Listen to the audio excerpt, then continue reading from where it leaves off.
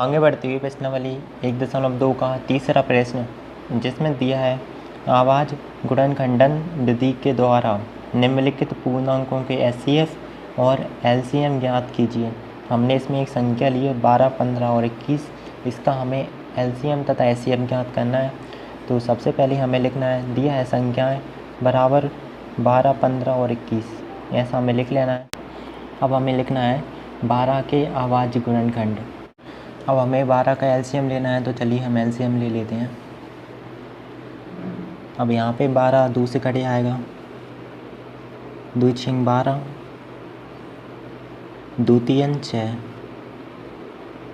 3 एकम 3।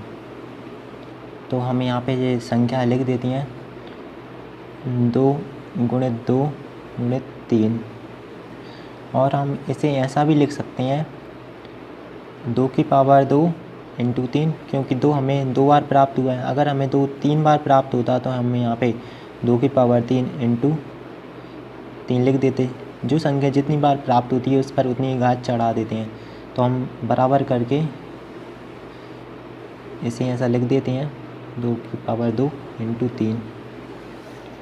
अब हमें 15 के लिए लिखना है 15 के आवाज़ गुणनखंड। अब हमें 15 का एलसीएम लेना है, तो चलिए हम 15 का एलसीएम ले लेते हैं। अब यहाँ पे 15 3 से कटे आएगा, 3 5 है 15 और 5 एकम 5। तो हम यहाँ पे 3 और 5 लिख देते हैं बराबर 3 गुणित 5। यहाँ पे कोई 2 बार प्राप्त नहीं हुआ, इसलिए हमें दोबारा लिखने की ज़रूरत नहीं है।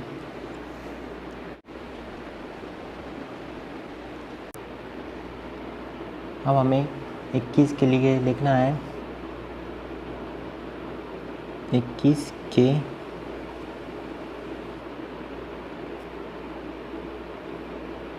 आवाज़ गुणनखंड बराबर। अब हमें 21 का एलसीएम लेना है, तो एलसीएम का कार्य हम रफ में करेंगे। तो 21 यहाँ पे 3 से कटे आएगा, 30 7 है 21 और 7 एकम 7, एक बचा। तो हम यहाँ पे 3 और 7 को यहाँ लिख देते हैं 3 गुणित 7।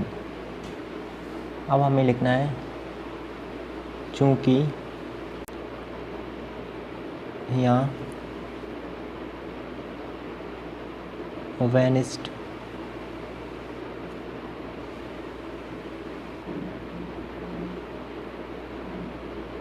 गुणनखंड बराबर 3। अब यहाँ पे हम थोड़ा रफ में समझ लेते हैं। यहाँ पे हमने 12 का एलसीएम लिया तो हमें 2 2 और 3 प्राप्त हुए, और हमने 15 का लिया तो हमें 2 और 5 प्राप्त हुए, और 21 का लिया तो 3 और 7 प्राप्त हुए। अब यहाँ पे हमें तीनों संख्याओं में प्राप्त हुआ है, और कहीं की संख्या यहाँ पे नहीं मिल रही है। हमें सिर्फ तीनों संख्याओं में प्राप्त हुआ है, 12 में भी, 15 में भी, 21 में। तो यहाँ पे 3 और 3 के पेयर मिल रहे हैं, तो यहाँ पे ओवेनिस्ट गुणनखंड जो है 3 होगा। अगर हमें 2 तीनों संख्या में प्राप्त होता तो हमारा ओवेनिस्ट गुणनखंड 2 इंटू 3 बराबर 6 आता।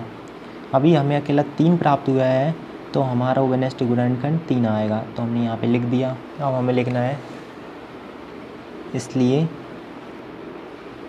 12, 15 और 21 का HCF बराबर 3 होगा। अब हमें HCF तो ज्ञात हो गया, परंतु अभी हमें LCM भी ज्ञात करना है। तो हमें लिखना है बा LCM बराबर। अब LCM के लिए हमें यहाँ पे 3 को सिर्फ एक बार लेना है। हमें इन तीनों को हमें सिर्फ एक बार लिखना है। मतलब कि देखिए यहाँ पे हमें 3 को एक बार लेना है। हमने यहाँ पे लिखा है 2 इंटू 2। अब हमें इन तीनों को सिर्फ एक बार लिखना है। हम लिख लेते हैं इंटू 3 और गुणित 5 गुणित 7। हमने इन तीनों को सिर्फ एक बार लिखा, केवल 3 क्योंकि यहाँ पे तीनों संख्या में प्राप्त हुए थे, मतलब कि HCF को हमें सिर्फ एक बार लिखना है, तो हमने यहाँ पे 3 लिख लिया। अब हमको इन पूरी संख्याओं का गुणा कर देना है, तो चलिए हम गुणा कर लेते हैं। तो यहाँ पे 2 दूनी 4 और 4 तिया 12, 12 पंजे 60, तो 60 और 7 का इंटू कर देते हैं हम। तो यहाँ पे आएगा 7 का 0 में करेंगे 0 और 7 चिंग 42। तो हमारे यहाँ पे LCM जो है 420 प्राप्त हुआ। तो हमें यहाँ पे लिखना है बराबर 420। अब हमें अतः करके लिखना है अतः LCM बराबर 420 बा HCF बराबर 3 होगा। यही हमें ज्ञात करना था। आप इस प्रश्न की 1-2 बार प्रैक्टिस कर लेंगे तो आपको बहुत अच्छे से आ जाएगा। अगर आपको इसमें कोई प्रॉब्लम आ रही तो आप मुझे कमेंट बॉक्स में बता सकते हैं। Thank you.